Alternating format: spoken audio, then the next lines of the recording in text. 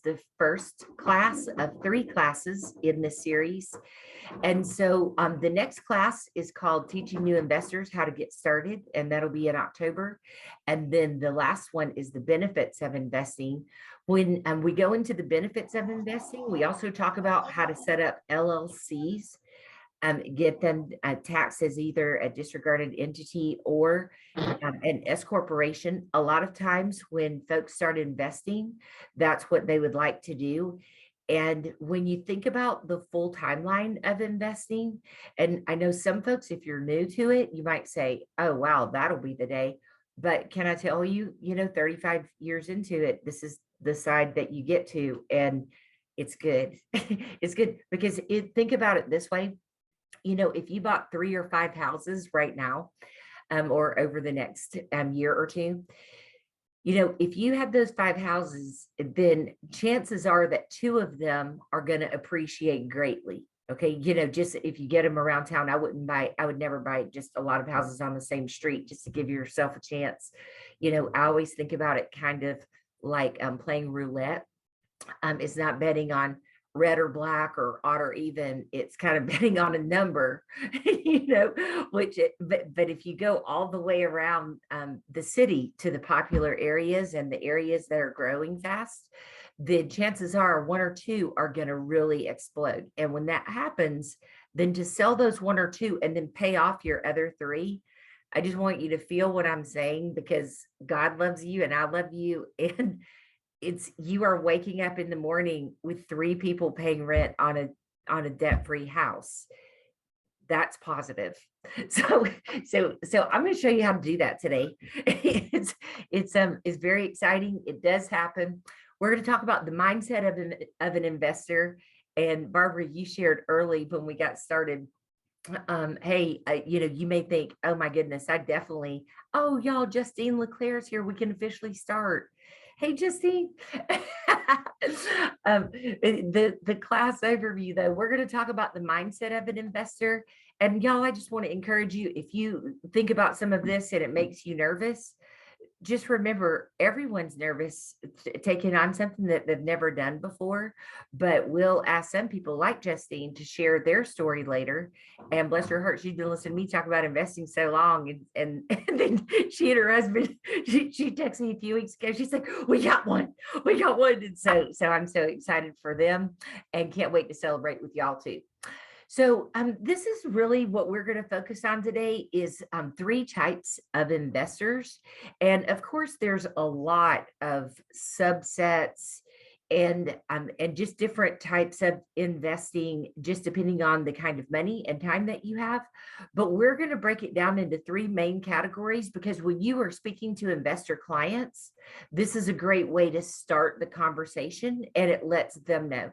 And I just want to point out one more point about the when you're talking to investors, y'all. Sometimes we don't know that people are potential investors. Like maybe you're just buying or selling a home with them, or if you or your spouse, have a part-time or full-time job, or you're around your kids' baseball team or any other place where you're social and have friends. Just remember, a lot of folks right now are taking their money out of the stock market just because of the uncertainty and the ups and downs. Those are the people, when people are complaining about that, and then what they're saying on the other side of that is, and I can't put it in the bank because even though the Fed is raising the rates, the banks seem to be lagging behind a little because the bank rates are still around 2 or less than 2%. So y'all, a lot of people, they want to be an investor, but they don't know how. But when you introduce the conversation, a lot of times people will jump on. And so my hope is after we get finished today, and by the way, when we are finished, we will I'll be here, and sometimes y'all that goes for like an hour and a half, but we'll be having open mic time, and we can work through anything or any questions or role play if you'd like to as well when you're talking to investors. Financing options are a lot different and a lot more broad than you may think for investors. I know that I personally am getting mail every week right now from hard money lenders, and you would be surprised how low the rates are. And when we say hard money, and I know a lot of people think about Uncle Guido, and it's like, oh no, if I'm late on a payment, are they going to break my leg? They actually are not people we'd probably want to be late pay, but they're but they're not going to like come over to our house and throw a brick through the window or anything. But they will foreclose a lot of times, on the house a lot sooner. And so, y'all, thinking ahead, we're going to say that a lot of times today, just because when we can move a house, whether it's getting it on the market for rent as soon as possible, or when we're flipping the house as soon as possible, time is very important. And so we're going to drill down deep into some of the timelines today and why it's so important and how much more money that you can make just choosing the right day to close, depending on if you are if you're flipping a house, or especially when you're a landlord. The two main types of investments that anyone would be interested in is, of course, quick appreciation. And y'all, on the investor roundtables, I always come up with houses from that morning before we jump on that, just to show that there is plenty out there that is a great deal. We did try to buy the one, by the way, that we did on the last one, but she had already sold it. She just hadn't changed the status in FMLS. So I guess somebody else knew it was a great deal too. But just know, if you ever have any houses, or if you're just thinking about this, y'all just call me on my cell phone. My number is in my signature pad on every email that I send, and it's my cell phone. Don't hesitate just to call and brainstorm, because I love doing that and helping people reach financial freedom. And but the other type of investing, of course, everyone loves quick appreciation. The other type, though, is cash flow with little money down, because for you to be able to get rental overage, y'all, someone in our office after the investor series ended last December, y'all, she bought a house and she's renting it, and she's getting $1,000 over her mortgage. So, whoop, whoop, Rena. But and so I'm so proud of her. But y'all, I mean, she just jumped in and did it, and now she just gets $1,000 more a month. So I just want to encourage everyone, have an open mind. It's very rare to find a house that has a lot of rental overage with quick appreciation. If you can, great for you. But a lot of times we have to settle on one or the other, and we'll talk about when each of those are the most important.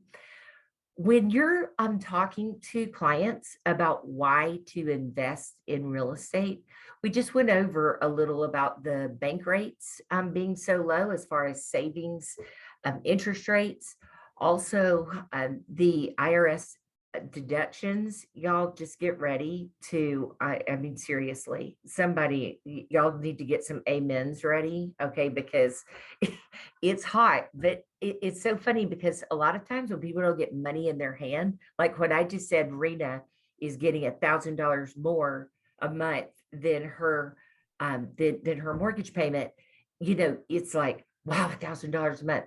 But when I talk about the fact that you could actually save $30,000 or more on your tax returns every year, sometimes people are like, wah, wah, wah. And I'm like, no, seriously, like, get $30,000 back. I mean, it makes a huge difference. And so you're going to be able to talk about that with confidence after our class today. But also, y'all, inflation, talk about hedging inflation. It's hard for anyone to keep up right now, with all of the increase. Listen, I was going to say in food and gas, but just like in everything, okay? In utilities, I mean, it's just everything's higher. And the thing is, a lot of times income doesn't go along with that. And so purchasing a home, we're going to look at different reasons that it almost has no option except to go up over time. And this is why, because y'all, our population has already happened. So the people that are going to be purchasing homes in 5 years from now, y'all, they're already born. They're 15 years old. And so we already have statistics on that. So we can see what kind of housing we're going to need. That's not a shot in the dark. or going to a fortune teller. It has already happened. So it'll really help you move forward with confidence when you're talking to investors or thinking about jumping in yourself. Stock market uncertainty.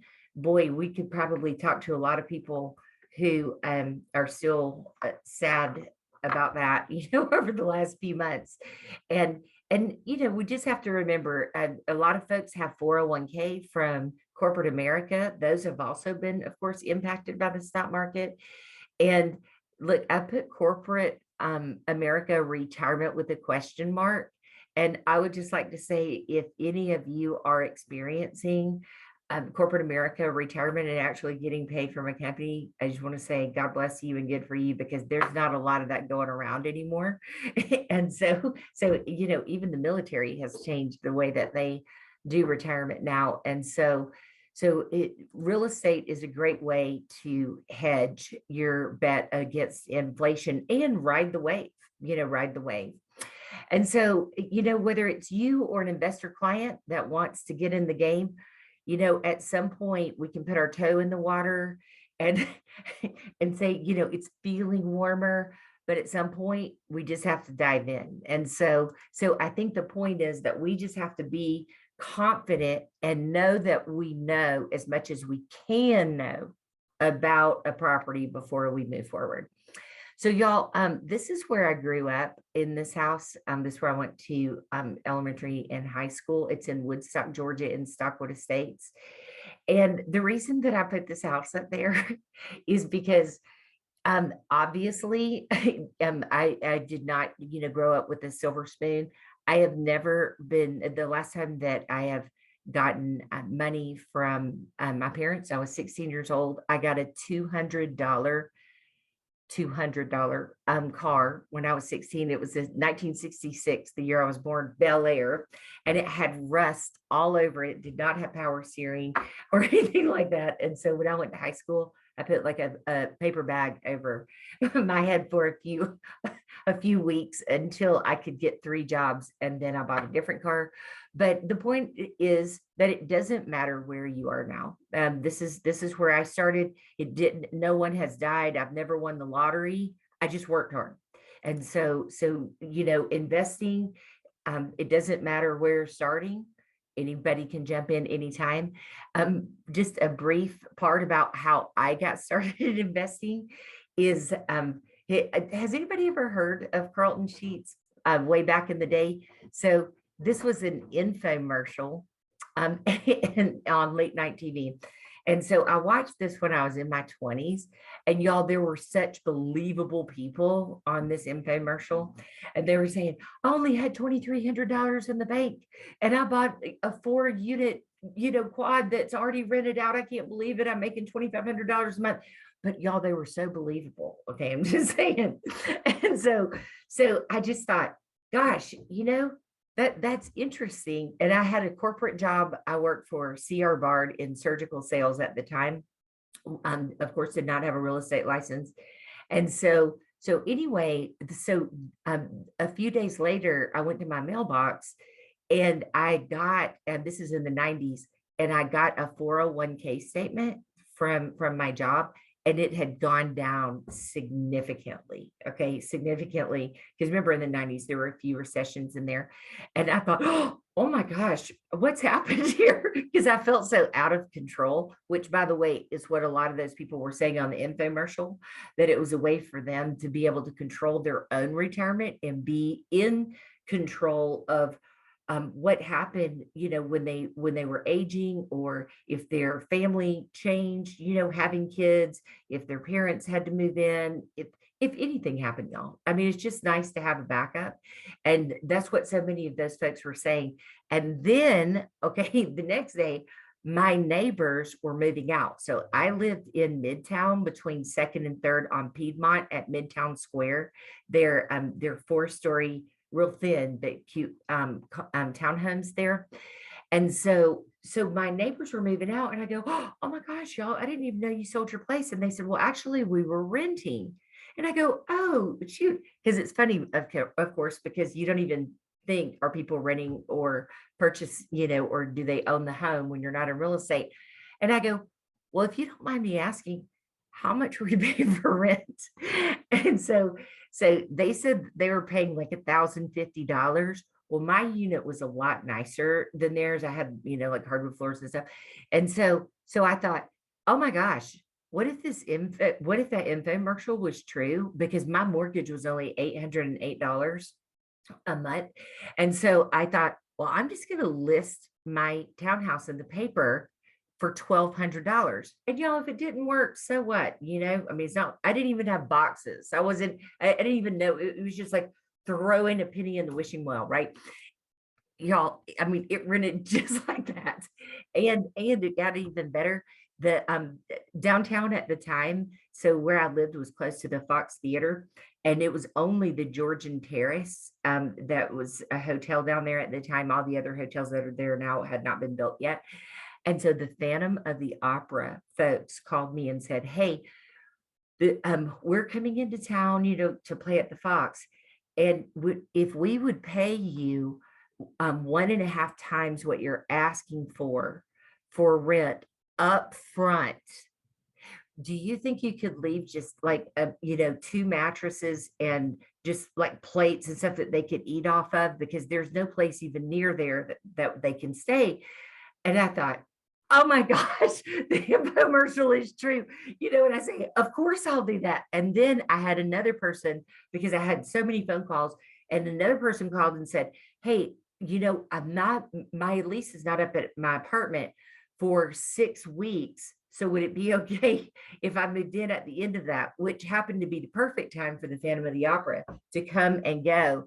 So that is what kicked off my investment experience. And so then I purchased a place it's in Peachtree Hills in Buckhead. And y'all, right now you're just like, well, you had to be getting some money from somewhere. No, I purchased it for $103,000 because it was it was still plaster walls. There was no central heating and air. All the fireplaces were bricked up. One of the floors in the main living room was about 7 inches slanted down. And so anyway, on this infomercial, it said, hey, get the most expensive quote that you can to repair the house, and turn that in with your offer so that the seller can see that. Y'all, I did that. I mean, this is back in the day with no Google or internet in general, but I got the yellow pages, and I found the biggest ad, and I called. And so anyway, they came over, and I know girls can work this better, y'all, but I said, I just want to feel safe in here. They give me this big long quote. I turned it in, they took it, and there were tenants in there at the time. It was an estate sale. And so the tenants called me, and they said, hey, I'm right before I was closing, and they said, hey, our parents, they were students at Georgia State, and they were about to go into their last year as seniors. And they said, our parents said that they'll raise the rent to anything that you want if we can please stay here for 1 more year. Okay, so then there was a garage apartment in there too that had a different tenant. So y'all, I'm just saying, this infomercial, 6 weeks later, I had 3 tenants. Okay, so I do want to say, it is, that kind of stuff can happen. And a lot of times we just have to be willing to move or just try, like if you're like Rena, if you just put it out there on FMLS or wherever, even just putting a sign in your yard, if you could get $1,000 or $1,500 more a month, then would you think about it? A lot of people change their answer then. So let's talk about some of the thought patterns for investors. Having financial obligations met before you get up in the morning is what Robert Kiyosaki in the great book Rich Dad Poor Dad calls getting out of the rat race. And getting out of the rat race, he defines it as having enough overage from your investments, meaning the difference between the amount that you owe for the mortgage and the amount that you get from tenants, to cover your monthly fixed expenses. And so real estate is a great way to do that. We also have to think about just some of our personal choices when we are thinking about investing. this is, y'all, my son could say this probably in his sleep, okay, because he's heard me say this since he was old enough to process words. Do you want to play now and pay later, or do you want to pay now and play later? And I'm now on the play side, but I will tell you, I worked really, really, really hard and some long hours and gave up a lot of fun parties and shopping at the mall and stuff with my friends to get here. But now I can if I want to. I will tell y'all though, I do still shop at TJ Maxx and Marshalls because now, you know what, it's just part of my fiber. Now I think, why would I go to the mall? But I could if I wanted to. But lifestyle choices, do you borrow and spend, or do you save and invest? And some people just feel like that's just how I am. That's how my parents are. And I just want to challenge you with that thought process. Anyone can change. If you're looking for a way, if you're married and maybe your spouse is the spender and you're the saver, I want to encourage y'all. There's a lot of great stuff, even if you're just listening to podcasts and they're free, but by Dave Ramsey. And he just talks about getting debt free. And he's got so many great stories on there. He lets people come in and tell their story about how they did it. And y'all, some of the people had like $150,000 in revolving credit, not like a mortgage, like revolving credit. And then they got debt free. And just to hear some of the creative stories that they share on Dave Ramsey, I think is very encouraging, but it also shows that anyone can do it, when we're focused on it. And then also, unfortunately, real estate is not a lottery ticket. It's more of a long game. But I will say it also lasts a lot longer, than the lottery ticket as well, just because it's it's a gift that can put your kids through college. It can put you into retirement early. If you are with a spouse or you have another job, this is a great opportunity to not ever have to worry about being let go. And just especially in the climate today, I just think that being able to feel safe with a destiny that you have great impact on is not only peaceful sleep, but it also just gives you courage and allows you to give more. It allows you to be more creative because you're not worrying about money. And so we're going to talk about investor A first. And so investor A is the investor that's going to flip a house. We're going to talk about why people do that as opposed to being a landlord or holding rental homes. And then we're also going to talk about investor C. And so throughout our time today, so when I say investor A, that's somebody that flips a house. Investor B is a landlord who owns rental homes. And investor C is the way that so many people get started. And it's the way that I got started. And that is you move. You move in because y'all, there's a great opportunity as far as what your payments will be, the difference in your payment and the difference, of course, in your interest rate, but also your down payment and that's required, and the credit score that is required, because when it's your primary residence, then you can have a lower score than if you are trying to get an investor loan, and of course put a much lower down payment. So as we look at all of this, what we have to think about is the same house good for the person that wants to excuse me, flip a house? Is the same house a great investment for a person that wants to flip a house, a person that wants to purchase it and get tenants, or a person that wants to move in?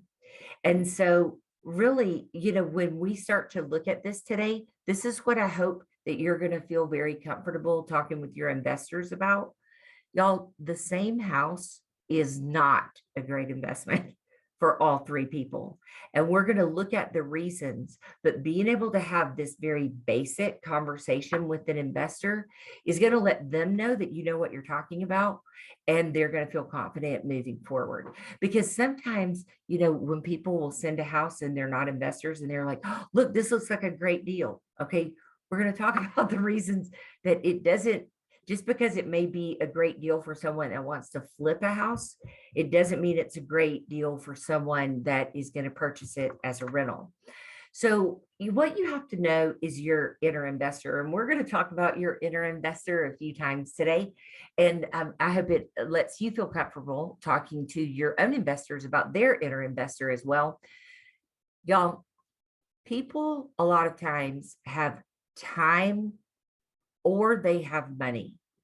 Okay. And if you are a person with time and you are handy and you are a hard worker, then I want to encourage you that there are people with money out there that will split profit with you if you do the work and they fund a flip house. Do you know how I know that? Because I did it.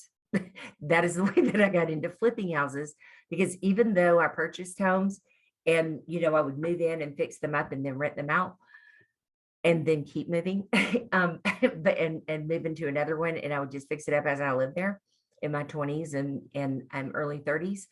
But when the big, bubbles started to happen in 2000, 1999-ish, then my tennis partner, okay, and y'all, I had a 2-year-old, by the way, at this time. And so, or no, actually, he was about to be born, so I was even pregnant when we started. But but when I started working with her, and y'all, she was retired. And so the stock market was going down. And so she just said, because I would show up to tennis and I would have like paint in my hair and stuff. She goes, "Oh my gosh, what are you doing today?" And so, because I would spray, houses, they'd get all over me. And I'm just like, "Yeah, I'm going to get it out. I tried before I got here. I'll put a hat on." And so she goes, but when the market started going down, in her 401k that she was living on at the time, the disbursements from it, she said, "Hey, have you ever thought about having a partner doing what you do?" And I said, I mean, I would definitely consider that. I mean, I'm holding mortgages with tenants in it, but if you're talking about you would be able to pay the money, like you'd be able to pay cash for houses, we could start going to the courthouse steps. And if you would pay the money, then I will do all of the work. You're welcome to come there, or you never have to. And when we sell it, then even my commission, because by that time I have my real estate license, when we sell it, then just remember, if you're partners with someone, even though we can't split commission, of course, but we can split the profit however we want to. And so y'all, that's what we started doing. And so I just want to encourage you, whether you think you're ready or not, there's a lot of folks, if you've got time and you're willing to work hard, there's a lot of folks right now with no other options with what to do with their money that would love to split the profit with you on flipping a house, especially if you're handy. And then we have to think about, what do you want and what do your investors want? When we say, do you want rental overage? Okay, does anybody feel like saying, hello, of course we want rental overage?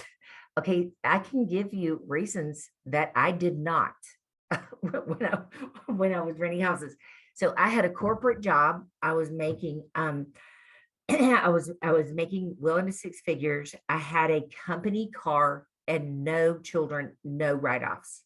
So the last thing that I needed was more income to be taxed.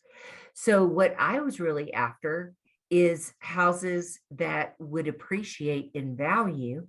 And just remember, a lot of times the ones that have high rental overage are not the ones that are in transitional areas that may appreciate quickly. So actually rental overage was not important to me, but and that's the reason that I'm trying to show you each side of this, because these are great questions for your investors. The tax deductions, y'all, it's hard for me to believe that that's not important for someone, but if it's not, okay. Pay off debt. You're going to see, I flipped a house with my son last year. I was just downloading all my mommy knowledge, he's 22. And so we flipped the house together, and I'm going to show you how that worked out. But, this is a great way to pay off debt in a hurry. Is it a lot of hard work for 60 or 90 days to flip a house? Absolutely. Okay, it's 60 or 90 days out of your life. Okay. I mean, it's not like you're there for 12 or 14 hours a day. And then financial freedom, which is my personal favorite. So, as investor A, so we're going to ignore landlords for a minute, and we are going to ignore you moving into your own house. We're just going to talk about folks who want to flip houses. And y'all, there are people, and we all know them, who do this on an ongoing basis. They are purchasing homes and then fixing them up and putting them back on the market to make money. And while I am definitely not against that, I do always try to convince people, why not buy at least a few rental homes on the side because of the tax implications, when you're just purchasing it and selling it within a 12-month period at short-term capital gains, which is your regular income tax rate.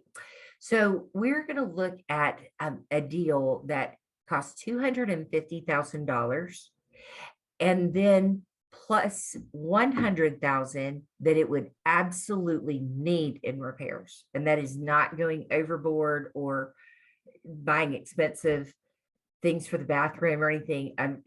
You'll see a picture in a minute and you'll feel me. But to make it worth $450,000. So y'all, if you saw a house like this, wouldn't you think that this is a great deal? I mean, 450 minus the 350 that you have in it is $100,000 gross profit. So can anyone tell me why someone would not jump on this deal? They didn't have the money to actually do it, or they didn't know the resources to go to find it. Ding, ding, ding, ding. Exactly. That's just it. Y'all, it does not matter that you could make $100,000 if you do not have $100,000 to fix it up. So you start to see the investor language that goes around, because the thing is, and I do want to throw in the way that I got started, y'all, is yeah, it would be great to have $100,000 in the bank. It's also great to have $100,000 on a home equity line of credit on your own home that you could use, or credit cards. Y'all, I can't tell you how many houses that I have fixed up and sold on my credit cards, because I'm not going to, if I'm flipping a house, I'm not going to own it that long. So I'm not going to be paying this big interest for a while. So just to plant the seed, folks that don't feel like you have enough to get started, maybe you do. And the reason that I put that the $100,000 gross profit, and I said minus 3 to 6% commission, is just, we invited your friends, family, and clients to come to this meeting today too. And if you're paying both sides of the commission as an investor, then that can be, of course, up to 6%. But y'all, the 3% is for all of us who are agents, because we are getting the other 3% because we're going to list our own house, of course. So I put in here $5,000 for negotiations, whether that's for closing costs or anything that you negotiate through the closing. And so I said it's around $30,000-ish. Okay, that would be coming off that 100,000 regarding commission and the negotiations for closing. And so agent versus an investor client, the agent would have made 100. And then even though you would be paying as the seller, you'd be paying the buyer agent commission for whoever brought the buyer. But just remember, you would also be getting the $13,500 in commission, and when we say that, I do want to encourage you, if you don't need to take it as commission, I wouldn't. I'll tell you when people do is when you have partners. When you have partners, when you're flipping a house, then you're doing the agent work. So, whatever it is that you negotiate with them, you do, certainly want to charge a commission. But just remember that commission is taxed as income, with the other 7.5% for self-employment tax. And so it just depends on how long you keep the house. If it's short-term capital gain, you could be paying that anyway. But look at the difference, though, of course, when you're offsetting the commission. And so whether you looked at this as 70 and then 83.5, or you looked at it as 95 and 70. Both of those numbers are still positive. Y'all, this is the house I bought last year. So I bought it in June. And but here's the thing. This house was in Roswell, and it's about 4 blocks off Canton Street, if you know that area, which is a very desirable area. And I bought it for $250,000. So let's talk about everybody that made money in this transaction. Okay. The person that sold it to me is a solid source agent, and he bought it for $30,000 less than he flipped it to me. So he is on, just because that's his full-time job. He's an investor and general contractor. And so he bought this house, and just from a wholesale list, and he didn't do one thing to it. He only owned it a few days, called me, I went over there and bought it from him. So when you think about all the different ways to make money here, y'all, like if you have a relative that has decided to move, or that's going to an old folks home, and you just think, oh my goodness, they're such a hoarder, nobody's going to buy it. Yes, they will. Okay. Yes, they will. And you do not have to do anything to it. And you don't have to do all the work either, because you can always reach out to other investors who would love to jump in and do this. So you can tell when we got here, I mean, this is before we did anything. This is the first day that I went there. We didn't even own it yet. And so when you look around though, y'all, don't you just look at it and go, wow, you had to do everything. And you're right.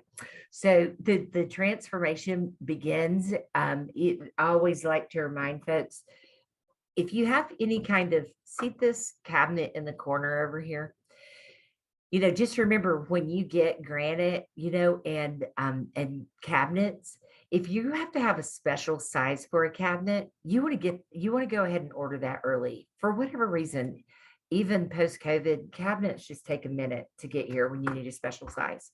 But I usually go to Cabinet Depot or Builder Supply, which is like, I mean, it's awesome, but they have cabinets in stock. Y'all, I'm not passionate about it, even though I did put white cabinets in there because white is what is in right now. If they didn't have white and it was going to take 6 weeks for something to get here, I would have just changed colors. Like I'm never so attached to something specific when I'm flipping a house. And so there's so many places that you can go and buy these cabinets that are already put together. So it's so much less expensive when you can get the hardware in the cabinets, when it comes with it, and the sink is already in there, and it costs a lot less for the contractor to put it together.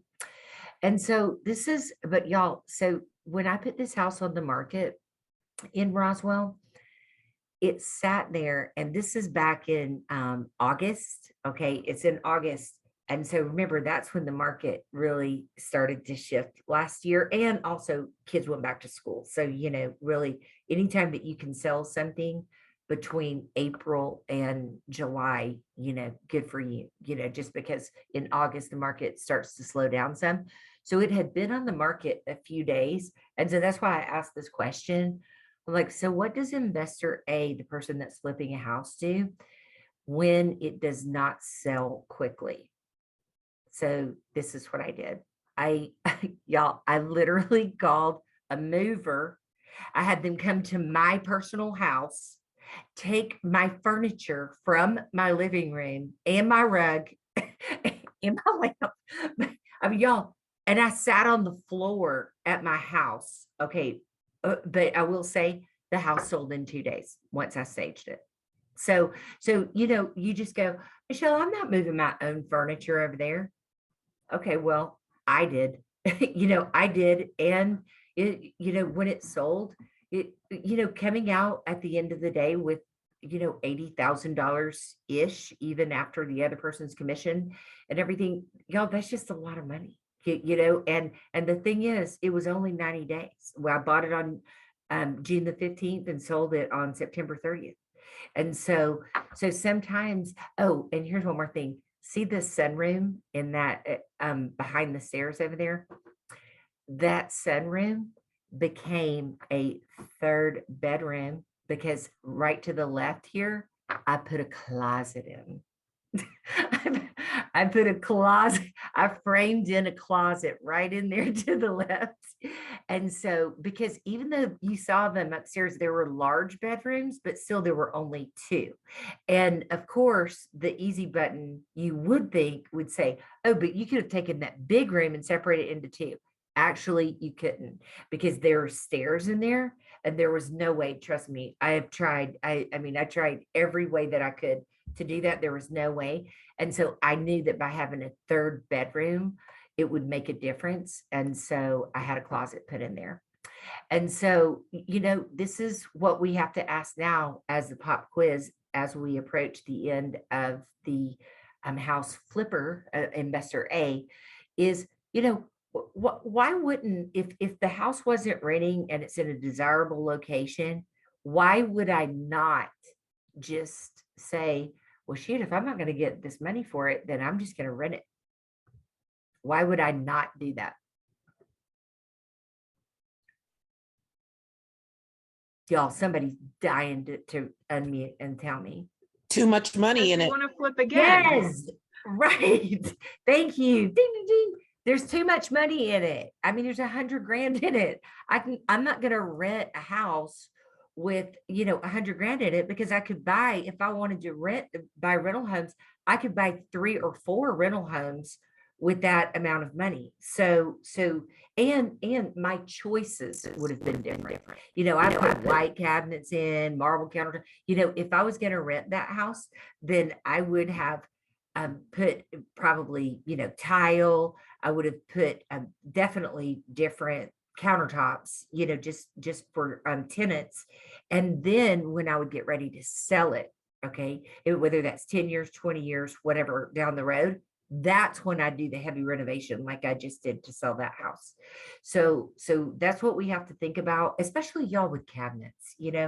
I know some people are so hooked on white cabinets. I just encourage you, if you're going to rent houses, white cabinets are not your friends, okay? But but there's a lot of frugal decisions that you can make. I'm a big floor and decor person, and just y'all go to the end caps, because they've got clearance on these really nice, huge tiles, like 12 by 24, and so they just look so classy and huge. But they're on clearance for like $2.85. That's crazy. It's sick. So, if it's just an absurd color, then no. But if it's anywhere in the taupe family or gray or, stone or something, I mean, that is now my tile for the bathroom. And I'll make everything else around it just because it makes a huge difference. And it's still going to look great in there because it's brand new tile. So, I know a lot of folks will get other people involved when you're making choices to flip a house or to rent a house.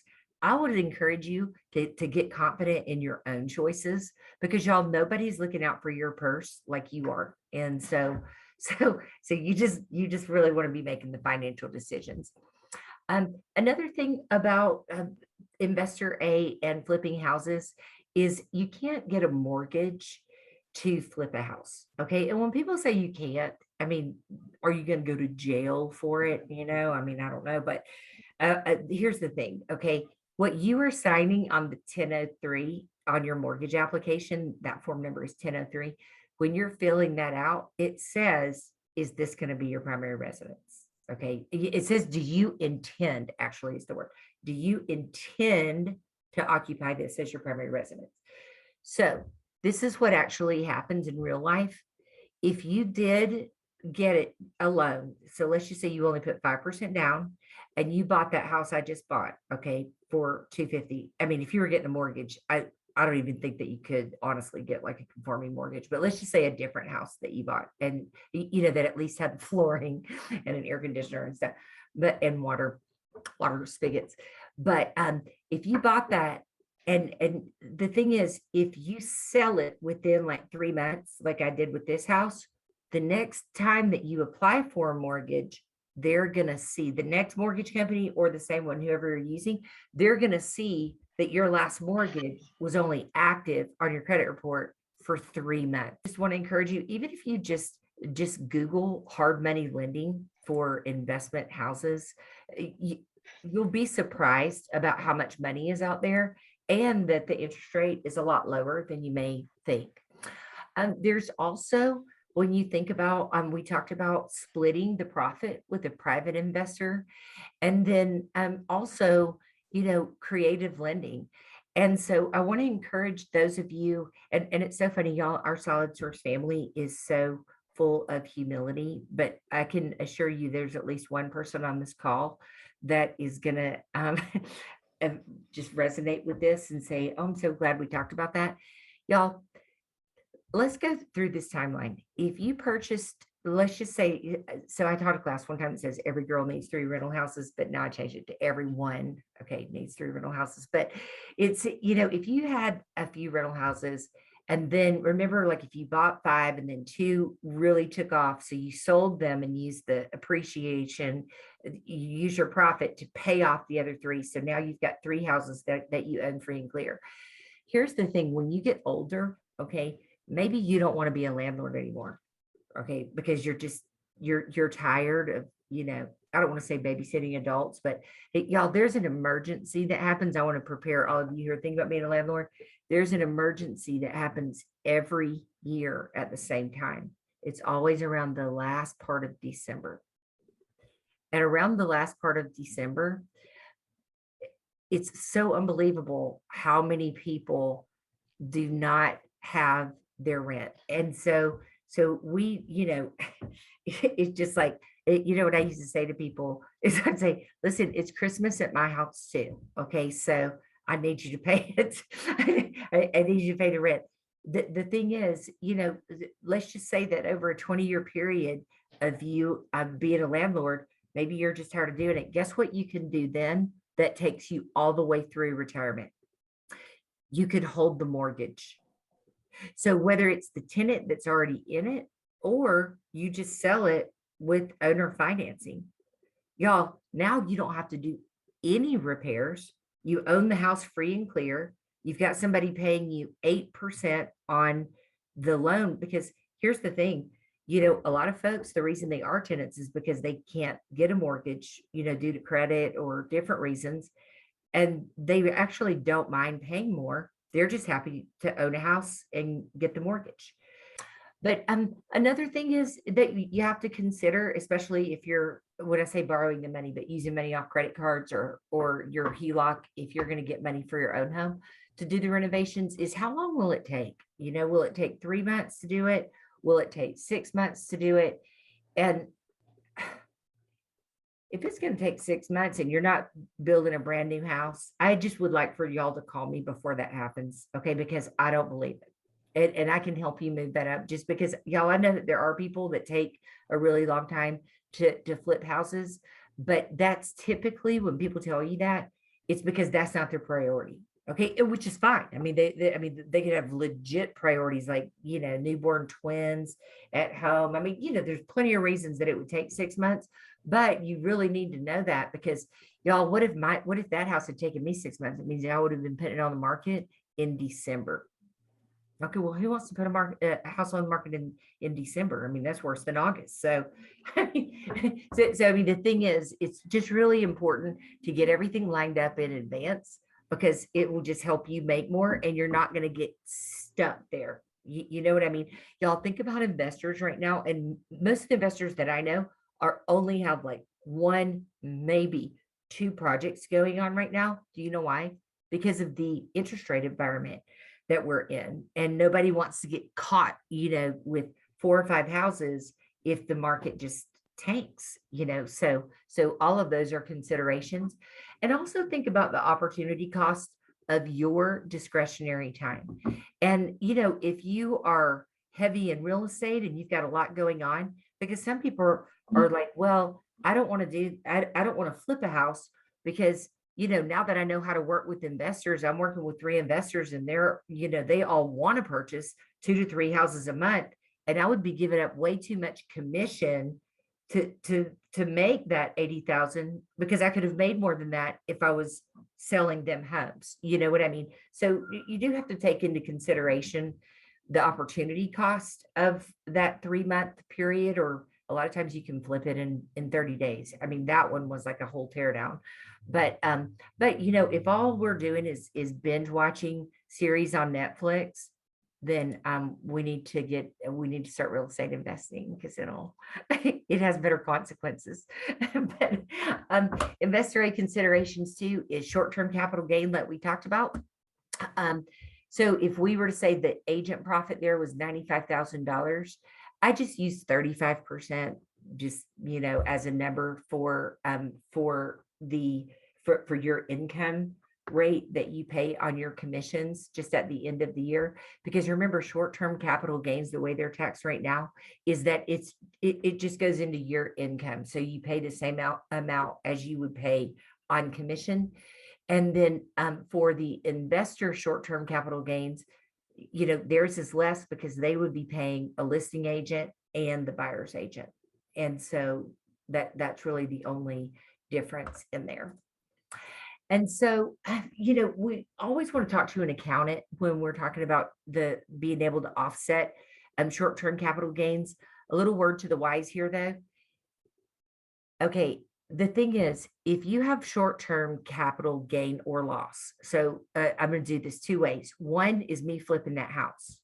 Okay, so if I had lost money in the stock market last year, day trading.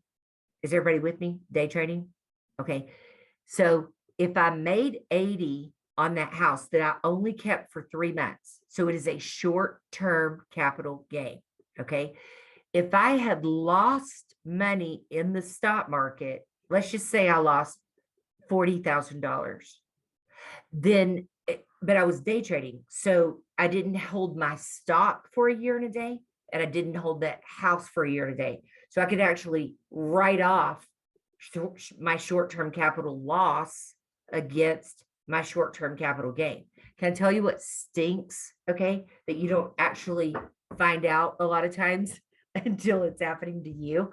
Okay, is that if I'd held that house for a year and a day and I, lost that money in the stock market, then I couldn't write it off against it, because now that house would be long-term capital gains, and the money I lost day trading is short-term capital gains. You cannot write those off each other.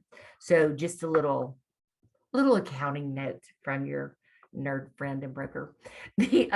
So another thing is, I always like to say, y'all schedule at least $10,000 more, in the budget for your renovations, because you just never know what you're going to find. Like once you get, way up in the attic and under the house and everything.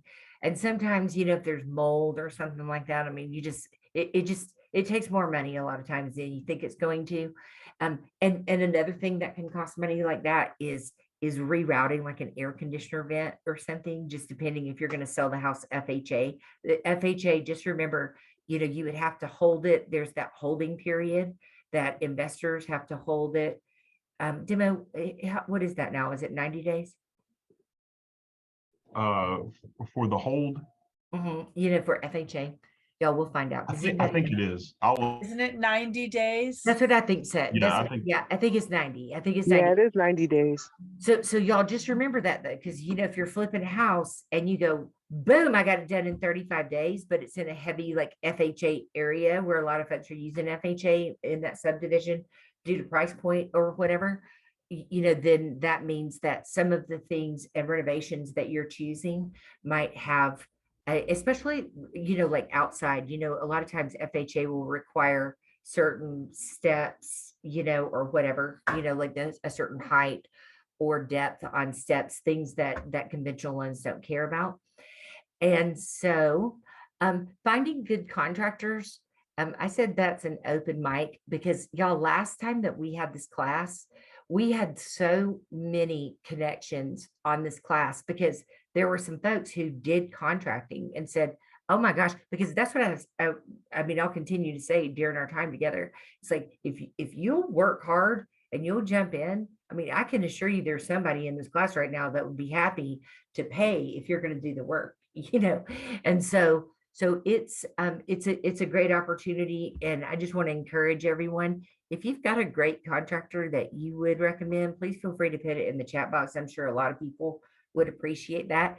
And I have a few that I really like. I will say I usually pay more now because I use TE. It's T like Tom and E like elephant. TE Electric, TE Plumbing, TE HVAC, and they're awesome. They do cost a little more, but if they say they're going to show up at 7, they show up at 7. They're usually sitting there at 6:55 in the morning in the driveway. And I mean, just that alone for the opportunity cost of not having time wasted, and they're just very competent. But I know a lot of times people like to get the very least expensive person they can. I just think a lot of times, that we wind up actually paying more because we have to get somebody competent to fix it. This is the summary of Investor A. And so when we are flipping houses, we just have to remember, y'all, this is a great side hustle. And when you think to yourself, when you think, well, how am I going to buy 3 or 5 rental houses? Well, flipping a house is a great way to make money to put down on a rental house. Okay. Because I always come back to rentals, y'all, because I want y'all to live debt free and in financial freedom. And real estate is the way to do that. But flipping houses, y'all, is just like a day job. The day that you leave your day job, the money stops. So, flipping houses, I always say to folks who are flipping houses, why not just get some rental homes on the side so that you can write off the depreciation, and that way at least it'll go against the all the income that you're making so that you can make more from every house. It does require constant oversight and management. So based on that, I always say, be choosy about the location of a house that you're flipping. If it's someplace that's close to you or that someone in your family is driving by every day anyway, like on their way somewhere, great for you. Because it really, a lot of times if you're not there, strangely, nothing gets done. So I mean, if you hire a big contractor, then they'll do it. But now you just, lost a lot of your return on investment if you did hire somebody to oversee it. That's the most expensive person that you can buy. So and the thing is, y'all, when we're overseeing it, then we're learning about it too. And I'd still encourage you to tile the floor. Just because, once you do it, you start thinking, well, gosh, if I can tile the floor, I can probably put in cabinets. If I can put in cabinets, I could probably fix the sheetrock. I could probably build a closet. You're right, you can. You can just watch a YouTube video and try. But the also, what if you have a car that you want to pay off to get your debt to income ratio good so that you can buy rental houses? This is flipping a house is a great way to get rid of credit card debt, to pay off your car, just to free up money for later. And it also provides documentable income, of course. If you're trying to get your numbers up. I know a lot of times in real estate, because we get to write off so much, we struggle getting mortgages, just because we've written off so much. But when you're making a lot, on the side in real estate, then it definitely helps you qualify for a mortgage. And, my bottom point in red is just something that I'll close on for Investor A. Just remember, flipping houses is awesome for a lot of reasons that we just talked about, but it does not lead to waking up in the morning with all of your monthly expenses being taken care of. And it does not do anything for your retirement. Flipping houses is more for the short term, but I'm still into it. I mean, I'm into it just because why wouldn't you be if you can be? Because y'all, there's about to be a tremendous amount of opportunity as far as just home prices and fewer buyers, y'all. Supply and demand. The supply of buyers, of course, is going down when mortgage rates go up, meaning that home prices are going to have to follow. And so if you're not ready to jump in, or with your credit report or saving cash or clearing room on your credit cards or applying for credit cards, apply for a HELOC on your house if you have a lot of home equity. There's a lot of great stories. I'm sure we'll hear from many of you at the end about, how you creatively found a way to jump in and do what you wanted to do investing. Y'all, if you have not read this book, then I would encourage you to either download it on Audible and listen to it in the car or just read the book. It's Rich Dad, Poor Dad. It came out around the year 2000. It will change your perspective basically about everything, but about what's an asset, what's truly an asset, and what's truly a liability. Because basically, if we owe money on our home, then it's a liability. It's not an asset. But this book is really about how to make money work for you. But he's the person that says about getting out of the rat race. It's making enough in your investments, not just real estate, but in your investments to pay for your monthly expenses. So y'all, we're going to go into rental homes and landlord. When we think about the landlord opportunity, and this is really where I hope everyone will dial in working with investors. And if you're thinking about doing this yourself, we just have to think about what you were doing 5 years ago. And I know that the whole, COVID thing kind of put a black hole in everyone's, memory for the past 5 years. But just think about even the 5 years before that and how fast time goes by. And, when you think about the fact that 5 years from now, the population that's already happened, the shortages of homes, especially in places like Georgia, where our property taxes are very favorable compared to the rest of the country, you have to think about what's going to happen to the prices ultimately, regardless of what happens within the next few years. And so we're going to look at different ways that rental homes can be helpful, because a lot of times the only thing that people are looking at when they're purchasing rental homes, as far as their profit is concerned, is they're saying, okay, if I make $500 more than my mortgage a month, so that would be $6,000 a year, 12 times 500. So if you made $6,000, but then you had to like replace an air conditioner. Okay. And I know someone said in the chat earlier too, about it's a good idea to get a home warranty. Y'all, I think it's always a good idea to get a home warranty for the first year, just so that there's nothing that's shocking or whatever. But, and if you're going to flip homes as well, it's a great idea to just go ahead and get one and offer it with the price, because that way, if the other agent for the buyer is trying to negotiate, oh, we want to get, even though the air conditioner works, it's not, blowing as cold as we want to, whatever.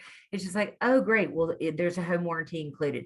The home warranty, for less than $1,000, I think just takes a lot more expensive negotiating off the table, especially as an investor, because you just don't want to deal with having to fix stuff. And as opposed to just taking a big hit on the price, a lot of times the home warranty can be very helpful.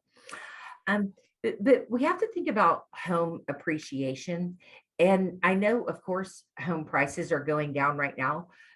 But y'all, this, we need to think about like the stock market versus home prices. Okay. In the market that we've had over the last 2 years, okay, it's especially last year, where people were paying, my stars, 50,000, 100,000, or even more between the difference of the appraised value and the sales price that they offered. I mean, of course, the home prices went up a lot. So of course they're going to come down. It's just like when the stock market, if it has 5 days going up, y'all, it's going to come down. Okay. It's not going to it can't go up for 30 days without coming back down some. So I think we do have to be realistic when we're looking at property appreciation. But I use a number in this class, which is 4% appreciation a year, which I think is extremely reasonable. And the reason I think that is if you look back over time and you see what the property values have appreciated at, if you took like 7 years or a 10-year piece at a time, then it's significantly more than 4. But I like to be conservative just so that we're not over promising and under delivering for investors. But when we say that we could purchase a rental home for $300,000, when we had our last investor roundtable a few weeks ago, I had 3 houses on there that were less than $300,000, and they were all nice houses. One of them had a garage apartment, so it had a house in Gainesville. It had a nice brick house and a garage apartment that tenants were already in, so you could just purchase it and they, you would already have tenants in there.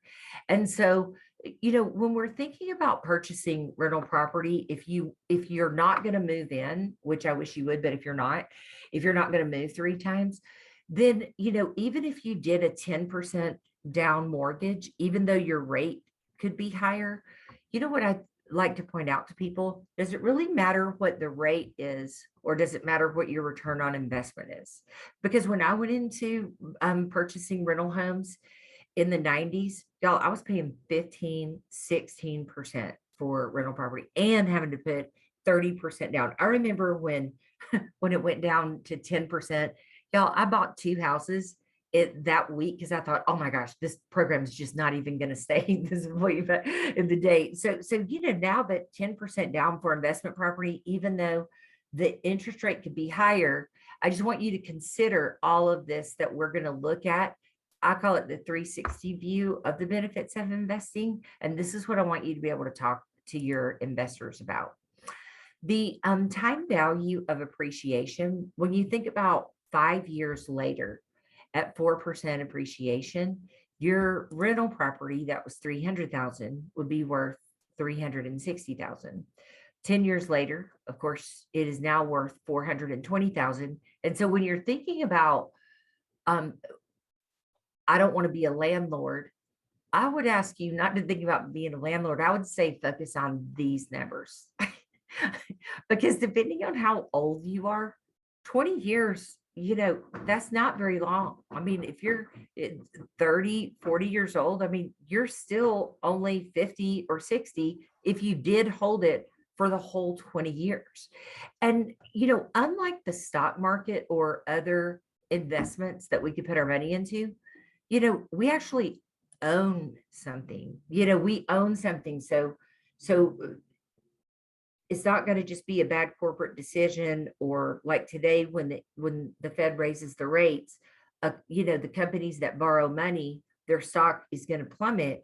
But none of that is the case. I mean, you own an appreciating asset and someone else is paying it off for you. And so that's a great thing to focus on. So now let's look at 3 rental properties, which is what I would just encourage everyone to have. Is if you had 3 rental properties at 5 years and you're still doing the same $300,000 example, then, same scenario, but now it's $180,000 in 5 years. And let's just say this, let's say that if you had 3 rental properties, okay, and they all 3 turnkeyed in the same year. Okay, number one, that stinks and it barely ever happens. Okay, because a lot of tenants stay in for a very long time. And so, but even if they did, if you spent 20 hours turnkeying, and when I say 20 hours, you might say, well, that's a really long time, but I'm talking about for the full year. For the full year that you spent 20 hours per house, or one house took 60 hours. I mean, regardless, let's just think about 60 hours, which is, 40 hours is a regular work week plus 20. So if you were to say, or you could just pull a few 10-hour days and knock it out, which is what I do. But here's the thing though, that's $1,000 an hour. And I mean, I don't know. I know that, like the person said earlier, that something like Airbnb and short-term rentals, that can be a full-time job, because you've got, there's just a constant coming in and out, in and out. I'm talking about just a regular rental property. Y'all, the tenants don't even want you there. They don't want you to call, I mean, the only time they hear from me if they paid their rental time is when I'm sending them a ham at Christmas time, because I just want to say thank you. But just remember the stages of life, whether you sell it later or you continue renting it, or like we talked about briefly earlier, the 1031 tax-free exchange. The supply and demand, I like to talk about this because, there were a few questions in the chat about, hey, is this a good time to buy? Because we do know that home prices are going to go down. Of course, they're going to go down. Okay. But what we have to think about too is right now is a really good tenant market, because y'all, I mean, goodness, you just wouldn't believe. I have a lot of friends and acquaintances that live in apartments. Y'all, I don't even know how people are living right now. Like if like when people graduate from college and they have their first intro job, I guess maybe people just have like 2 or 3 or 4 roommates, but I mean, it's very expensive to rent. And so that's great for us as landlords. And so we can put off buying the house, but just remember, once houses get really cheap, then a lot of investors are going to be buying it. And now all of a sudden the supply of rental houses is not going to be as low as it is right now. So, you just always have to think about it. We're never going to buy at the very bottom and then sell at the very top. I mean, we can get lucky sometimes and maybe hit one of those, the very top or the very bottom, but very rarely are we going to hit it, just because that's like picking a lottery number. So these are things to think about.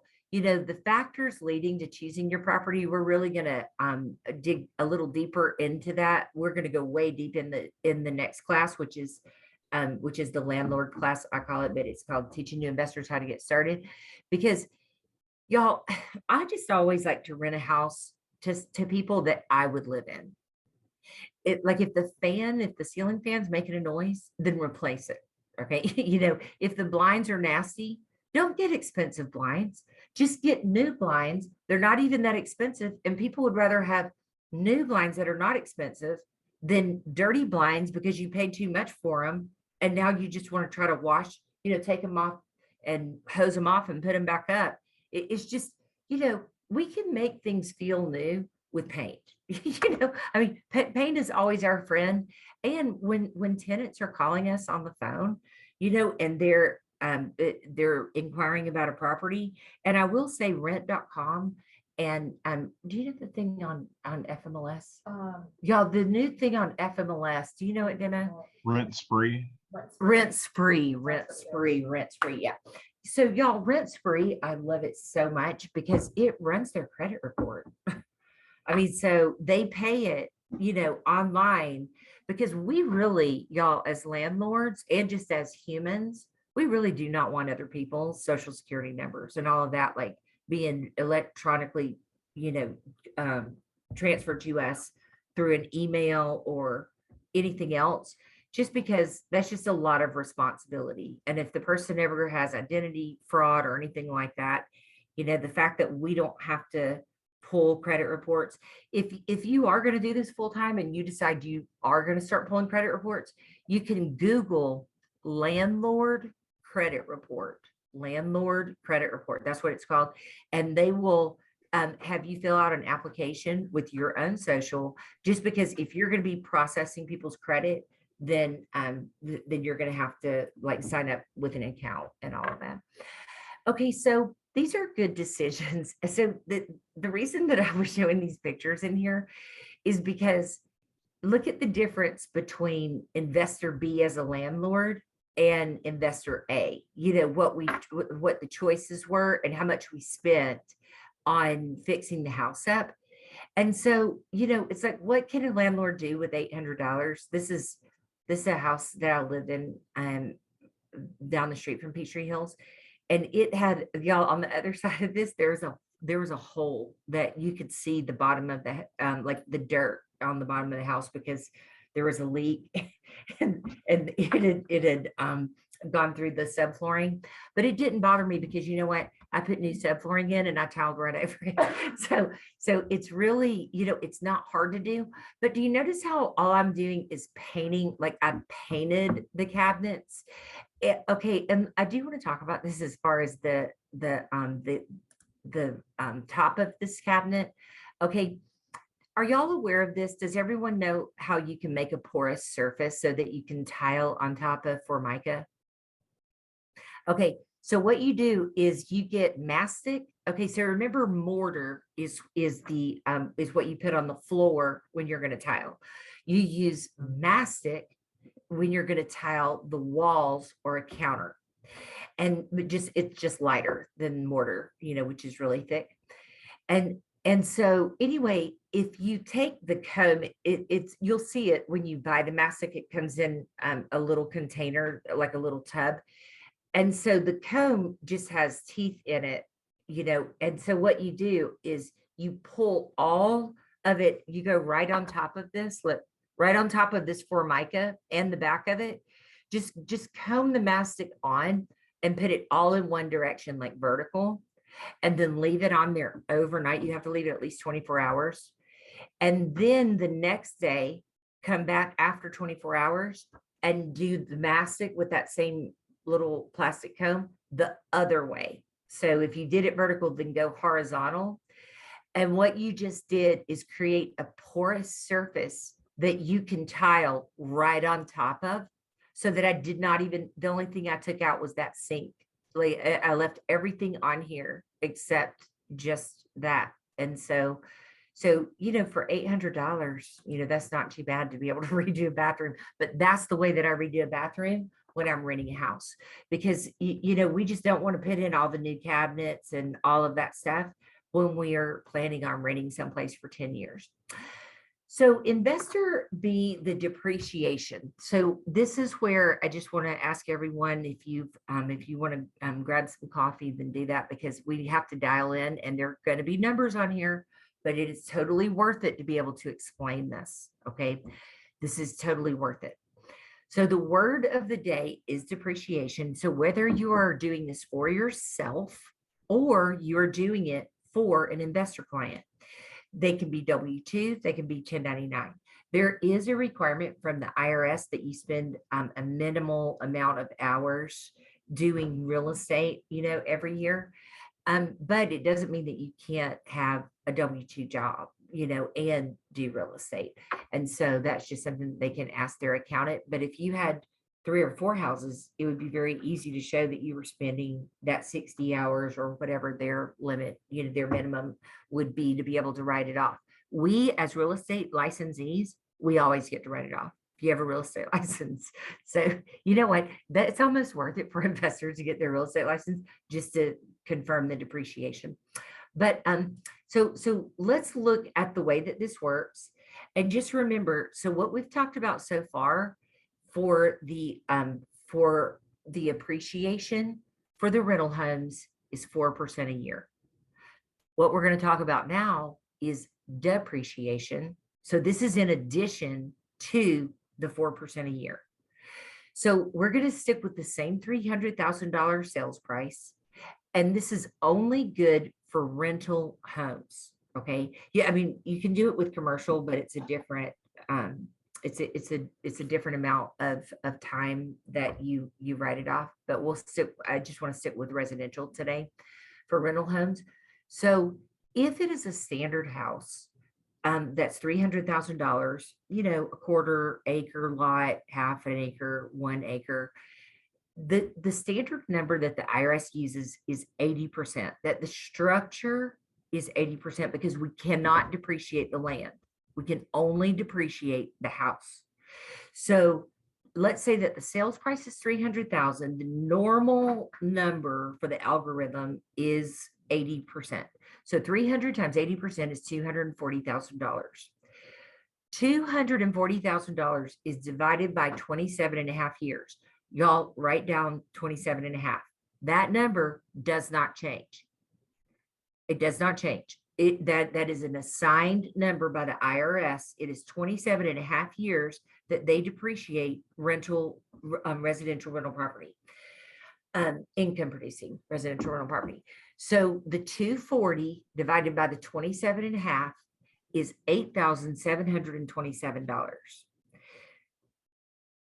When we see that number, we just go, okay, I don't know what that 8727 is, but I like the sound of it. I mean, it's $8,000, because do y'all notice what we're not discussing in this depreciation? What we are not looking at in this depreciation is if there is a loan on the property or not. Do you know why we're not looking at it? Because it doesn't matter. You get to write this off whether there is a mortgage on the property or not. If there is a mortgage on the property, then that means you also get to write off the mortgage interest that you paid. This is its own benefit by itself. It does not depend on anything else. Okay. So y'all, I'm about to freak you out. I mean, I'm just gonna say, I mean, just start getting excited. Okay. This is okay. So the 8727 is what I get to write off of my taxes. So we're going to use $100,000 of income after you have already written off your expenses. So whether that's you and your spouse, just you with real estate income, just you with W2, it does not matter what it is. We're just going to use $100,000 because it's easy when we're doing math. Okay. So the 8727, if you've written off everything you can, your kids, your mortgage interest, you've written off everything you can, and your net income right now is $100,000 that you're going to pay taxes on. That's where we are in this example. You would get to write off that $8,727 as if it was mortgage interest, as if it was a child deduction. I mean, it is a deduction, and it comes right off of your income. So basically what that means is the actual cash in our hand from writing that off depends on your tax bracket. I use 30% as just an example, which would be $2,618.10 that would actually be in your hand. So if you had already paid in advance taxes for that $100,000, it means that you would be getting a check back from the IRS for $2,618. Or if you had not paid enough and you did owe the IRS $20,000, now you would owe them $20,000 minus that amount because you got to write off that 8727. Does that make sense? I know it's a lot of numbers, and I did it a lot of different ways to try to make it easy to explain, because what you're about to see on this next slide is really, look, y'all, today it's everybody's birthday. Okay. Happy birthday. Okay. Because that's what this information is. Okay.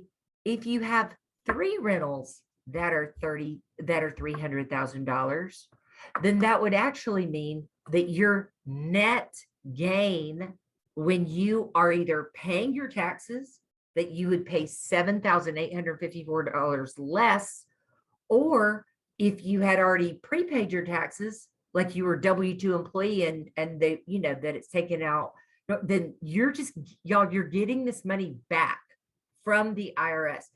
I'm just telling you that if you can talk about this to investors, because they just, regular people are not just looking at depreciation on the IRS website. This is real estate investing. This is what we do. This is not cheating.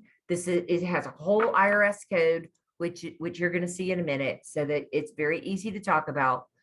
But when you look at, y'all, I love numbers so much. Okay, so the $7,854, we're just carrying that forward, okay, because that's the actual cash in your hand that it would make the difference if you're at a 30% tax bracket.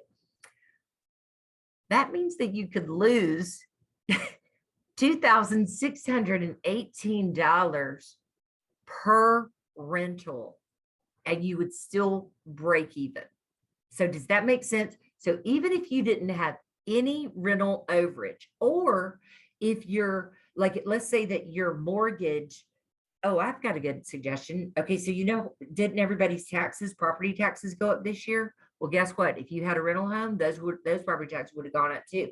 So it would have changed your mortgage payment. So let's say that you were cash flowing, you did have overage of $100 a month, but now, it went up by $2,400. And so now you were actually losing $100 a month, which would mean that if your property taxes went up. And so that would mean that you would be losing $1,200 a year, $100 a month times 12 months. However, if you were to now add it with depreciation, y'all, you would still be at $1,200, $1,400. So, my point is that if we're not sharing the depreciation with people, then they don't understand that there is a safety net in, even when you do have to do an air conditioner repair, and y'all, you still get to write the air conditioner repair off. It's not like you're not writing it off.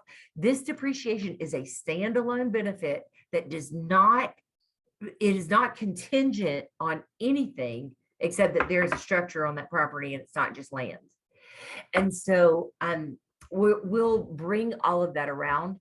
But if you're thinking to yourself, well, what if the prices go down and all these investors start buying houses, and then there's going to be a lot more houses than there are tenants?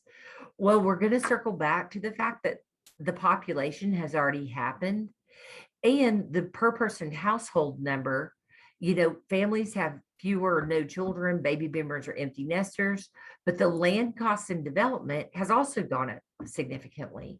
And so now, I put this website on just so you can look at it at your convenience, but it's a great thing to be able to send to your investors as well, census.gov. And if you pull it up to the page, because y'all, you can show your investors, this came just straight from this, in October of last year, is now a good time to invest. This is how fast this, and look, one international migrant every 670 seconds, which of course has gone up significantly. And so, but the point is everyone needs to have, everyone has to have a place to live.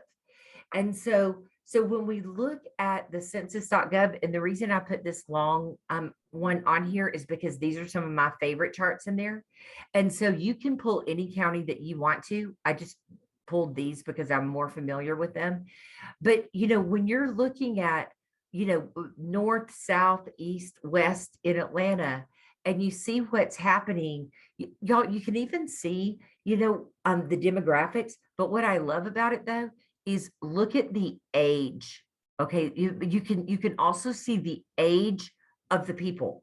So what we have to remember, okay, is when we can look this up by age, and if you go to census.gov, you won't even believe it, y'all. There's definitely over 100, but all of these reports that you can break down.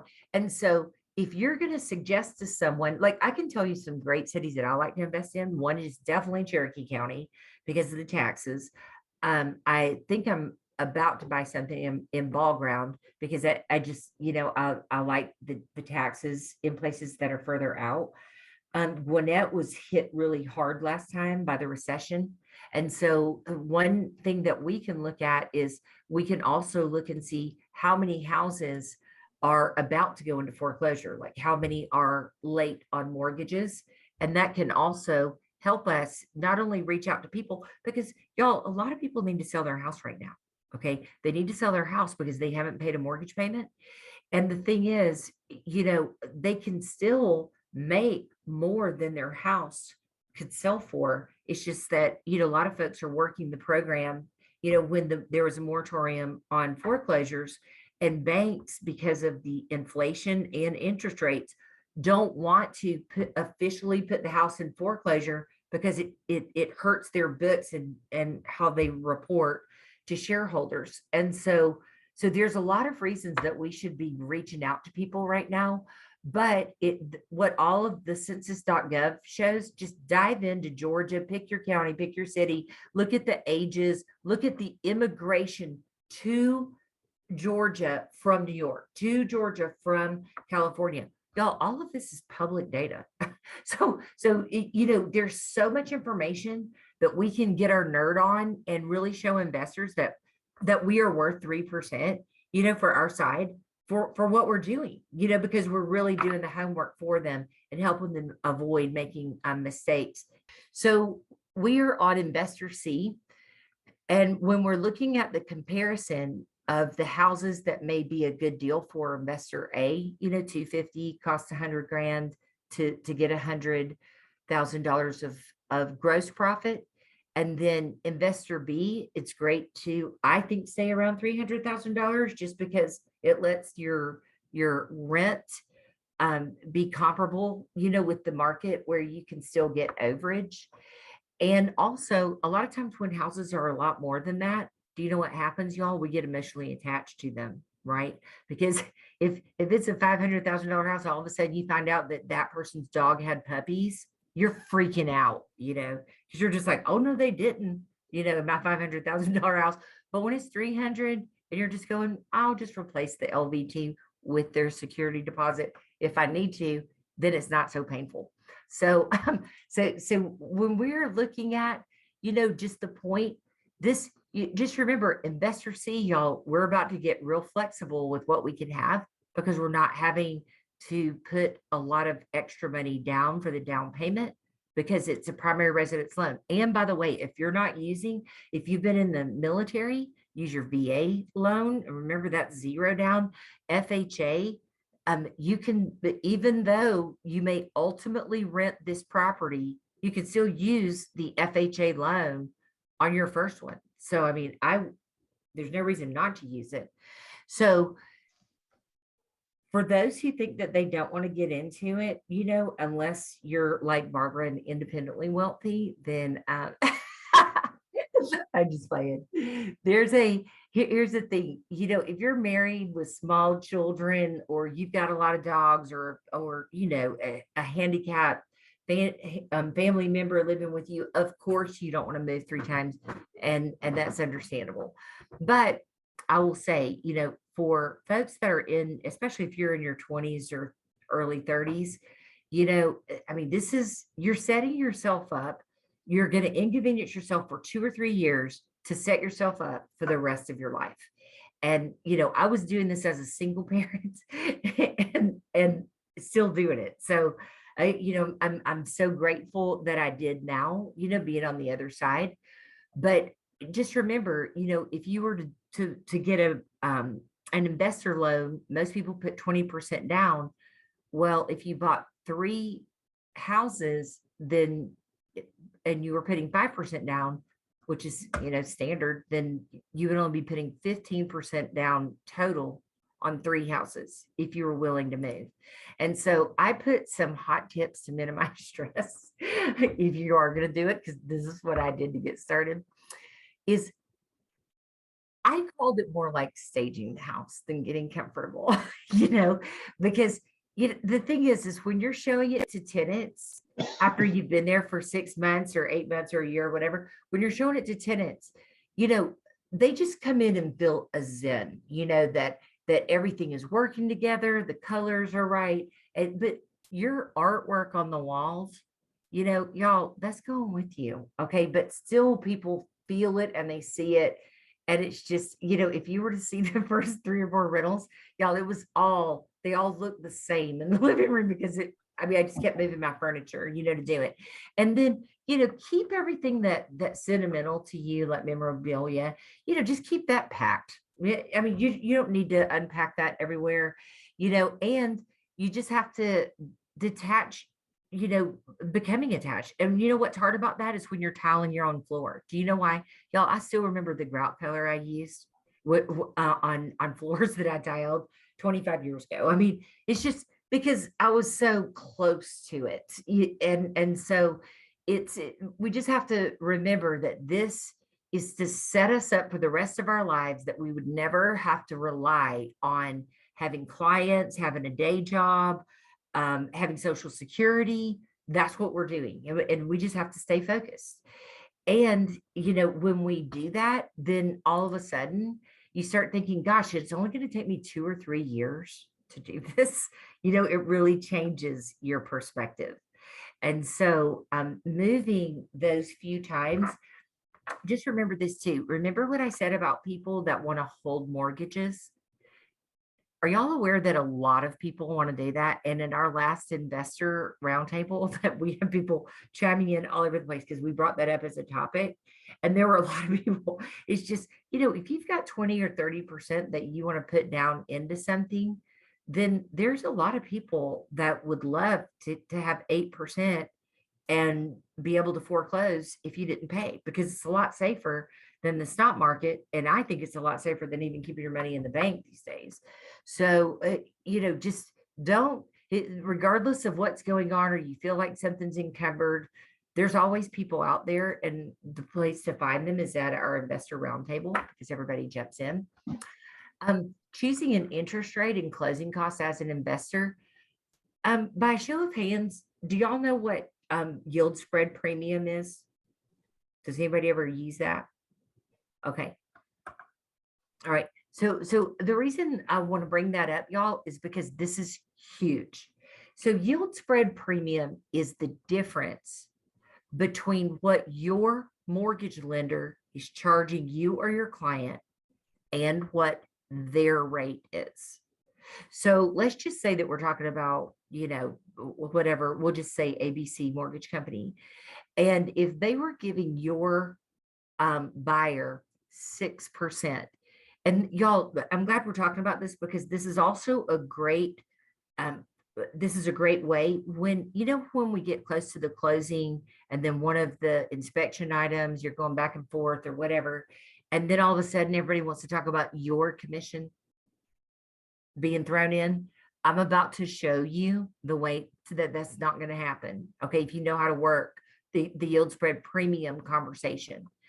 So did you know that a buyer, let's say that the buyer was quoted 6%, okay, with $2,000 in lender closing costs. That's what they were quoted. Did you know that there is a way for the lender to charge more, like, 6.25, and give the buyer 0 closing cost? So what they do is they raise the rate and they're actually, they just make more on the back end. I mean, that's what it's called, the back end. The yield spread premium is the back end of what mortgage lenders make on loans. And by the way, none of this is shifty. They all do it. That's how they make money. We all want people to live indoors with air conditioning. So so the yield spread premium, the buyer can pay a higher rate if they, and it will take away the closing costs. Did you know that every lender can do this? It is not certain lenders. Every lender can do this. They're just not used to having this conversation. Okay. Because you know what happens, right? As soon as they raise the rate, it means that the buyer qualifies for less, less house, of course, because the rate's higher. If they're maxing out the amount that they could buy, that would be, or qualify for, then that would be an issue with their DTI. But most of the time, that's not the case. So this is what I want you to think about for your investors. If your investor is thinking about being a landlord, but remember how we talked about some houses are going to appreciate a lot over the next few years, like in Monroe, okay, because of everything that's going on in Monroe and Newton County right now, and Conyers, y'all, that whole 20 East out there is blown up. So anyway, the thing is, if you think that you're going to keep your house, does everyone understand the math that we're doing right now? What we would really have to do is we could say, if we divide that $2,000, if we're only going to keep the house for 3 years, okay, then if we divided that $2,000 over 36 months, which is 3 years, then we can see, does the difference in the payment between 6 and 6 1/4, which one's more or less? Do you see what I'm saying? It gets a lot more interesting when the closing costs are more realistic, like $7,000. Okay. Because then the rate may have to go up to 6.5 or 6.75. And in a way, you just go, oh my gosh, I never want to rate that high. Y'all, this is all math. Okay, it's just math. It depends on how long you're keeping the house. Here's another thing. If you're not planning on keeping the house, then don't use your FHA loan on that one. Because remember, do y'all know the difference between PMI and MIP? MIP, the mortgage insurance premium on FHA loans, it is paid up front, or half of it is, and rolled into your mortgage. Okay, PMI, it is not rolled into your mortgage. If you're only planning on keeping a house for a year or two, then definitely don't get an FHA loan, because you would have just paid more for it because of the MIP instead of PMI on a conventional loan. Save the FHA one for one that you're going to keep for a while so that you're not upside down. If the property ownership, look, is 3 years or less, consider taking a higher interest rate. I mean, you just have to do the math. But y'all, do you understand when you're talking to investors about this, do you know how few agents can talk about what you can now talk about after today? It's just not a lot of people going into numbers like this, but it separates you. And it's the same information for every person. I mean, a lot of this is even for people buying primary residence, but it's the thing is, why wouldn't we be using it, for our clients and for ourselves? And so, here's our self-evaluation. Barbara, this goes back to what you said in the beginning. Do I have a plan A, B, and C for retirement? Okay. How would my fear level be? I know, but how would I rank my fear level of being a landlord on a scale of 1 to 10? Number 1, I know I'm a problem solver. I will read research to find answers about issues that come up. I'm good. And that also means that you would just YouTube, if something happens in the dishwasher, don't you want to just try to YouTube it before you're calling for plumbers out there and paying all that money? You know what I mean? Just why wouldn't we just try? And then 10 is saying, oh my gosh, thinking of covering the mortgage if a tenant leaves or spending $3,500 to turnkey when a tenant leaves makes me hyperventilate. So we have to decide, like, where are we on that fear scale? And but can I tell you what would take you closer to the 1 than the 10 is having money in the bank. You know what I mean? Because if you have extra, then the $3,500 is not going to freak you out. But this what I want everybody to think about is, like, where's that 30? How are you going to make the extra? You see what I'm saying? It's like we have to do something. And at least in real estate, we've got just a better opportunity than anything else that we're not in control of. A really true reminder. Will you make the necessary thought process changes to accommodate your retirement plan?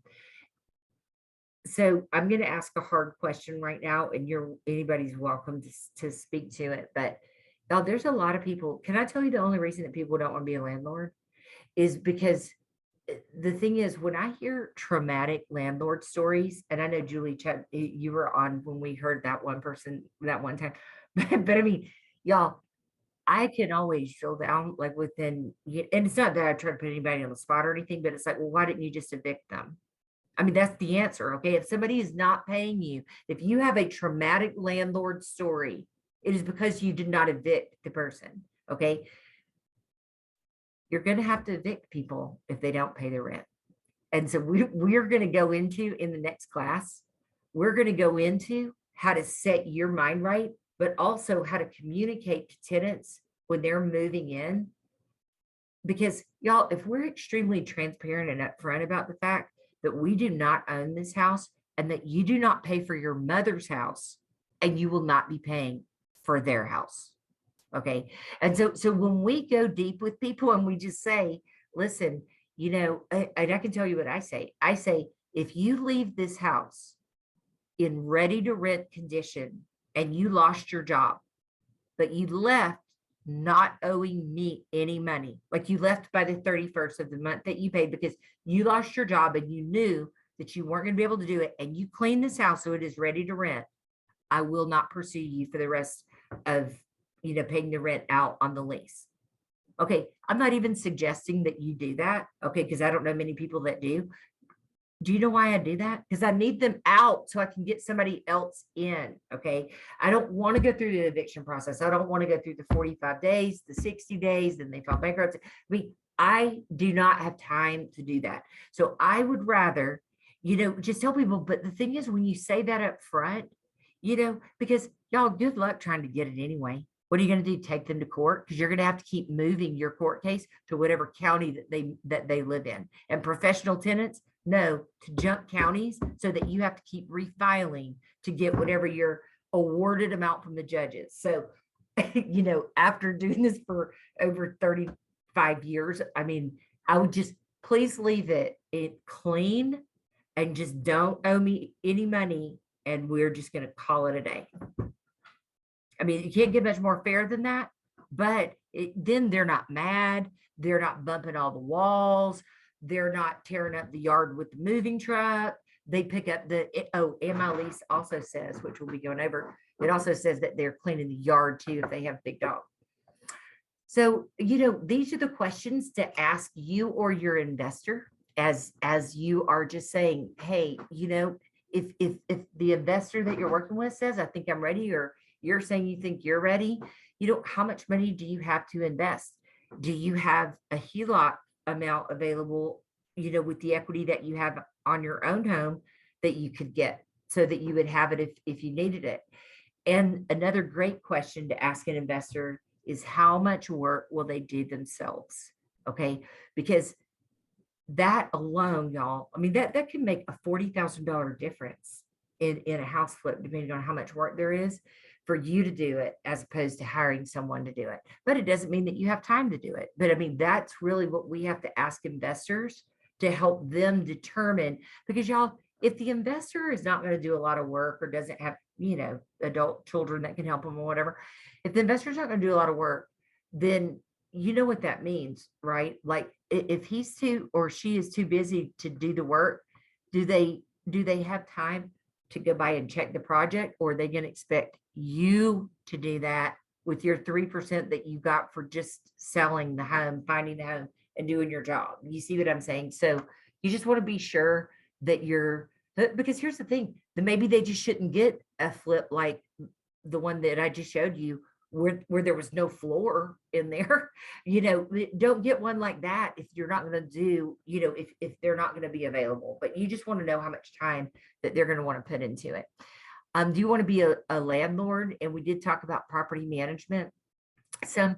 And y'all, even though, Solid Source and most real estate companies don't do property management anymore just because of all the lawsuits, but it is, but remember, you can always be your own property manager. I mean, you can always. What cities are you interested in? Y'all, some people, if you've got a lot of time, maybe you're willing to go anywhere. Okay, maybe you're willing to drive to Monroe, even if you do live in Cobb County, for the right price. Okay, but some people, they're not driving to Monroe from Cobb County for any price. So just know yourself and know, hey, like for me personally, I like to get, especially for rental property, I want it to be around me. I just want it to be around me because I'm planning on keeping it for a while.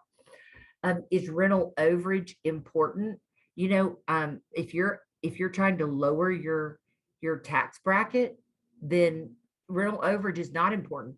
Y'all, if rental overage is not important, a lot of times it's a lot easier for that investor. Remember how we talked about the two types? One has significant rental overage. A lot of times you can get that like near colleges. And then the other is quick appreciation, like changing transformational areas. So if rental overage is not important, then, it's a lot easier for you to get something that's in an up and coming area that may get quicker appreciation. And do you need to lower your tax bracket? And so, we come back to listening to our inner investor just because it's so much information, and you have to think about when you're talking to potential investors, I think breaking it down into those three categories, and then even the two types about, do you want rental overage or do you want something that may increase in value quicker? Even just starting there, I think that you feel really comfortable going down the road at this point. But just remember what's important to them. Do they want to lower their tax bracket, or do they want, rental overage? And so these are just some quick things that you can do to get started and to have your investor. Like if you're working with someone that says, hey, I think I might be getting ready to jump in, I could not encourage you more, you or anyone that you're working with more. Y'all go to Equifax.com and pull a tri-merge. Things come up on your credit report that you don't even, I mean, they're wrong. Somebody, it's some Dr. Bill from North Dakota and you've never even been in North Dakota, but it's like, you don't know it because if you're not using your credit a lot, then you don't realize that there's something negative on it. So just go ahead and have them pull their own tri-merge credit report. And that way they'll, once you do find them an investment property, then they'll be ready and they won't have to put it off, because then you would have wasted all of that time. And, not even saying that they have to get pre-qualified, but everyone, all of us should pull our credit, at least once a year. And remember, do you have time or money? And the people that have time, are you handy? I mean, just think about the opportunity. Maybe you want to jump in and you do have time and you're a hard worker and you'd be willing to do the work, but you don't have the money. Well, I can assure you there's a lot of people with money that do not want to do the work. So don't take yourself out of the game just because you don't feel like you have enough money to get started, because that's really a non-issue if you're willing to work hard. Are you ready to dive in? And I just always tell people, like, if you're talking to people and they get excited about the depreciation, because y'all, people are about to be talking about this. All entrepreneurs, remember October 15th. I mean, everybody's got to turn in their taxes. That's the last deadline day. And so there's going to be a lot of complaining from entrepreneurs that just turned in their stuff. That's a great time to talk about rental property, because it doesn't have to be this way for them next year in their taxes. I mean, it starts the moment that they get it. Now, there's another really cool thing too, that, you can buy houses. I bought one in March that a tenant was already in it, paying $3,000 a month. I mean, there's a lot of that going on. The one that I brought to the last investor roundtable had people already in it, which was awesome.